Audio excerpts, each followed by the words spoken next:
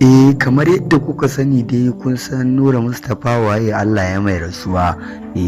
Kuma yau gashi dai sadaka uku inda jarumi Alinu ya zo ya miƙa ta'aziyarsa wajen Umar Hashim watakan mai gidansa, sannan ga Sani Danja da sauran jarumai dai sun zo sun miƙa ta'aziyya wajen babban jarumin nan mai suna Nura Mustapha waye.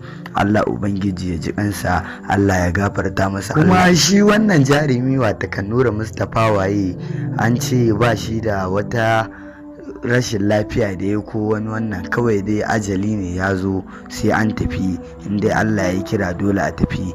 Don haka yanzu dai Nura Mustapha waye Allah ya mai rasuwa, Allah ya ji kansa, Allah ya gafarta masa. Ganin duk ga jarumai dai sun zo su miƙa ta'aziyar su, ga su MD, ga su na kowa, ga su Sani Danja, ga su Malam Tsala na daɗin kowa, ga su Baba Kamai, ga su Jibrin, duk sun zo su miƙa ta'aziyya.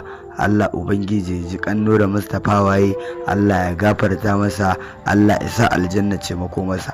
Dan gaskiya Kano ta yi rashin babban masoyin Annabi Muhammad sallallahu alaihi wasallam, Allah ya sa aljanna ce mako masa.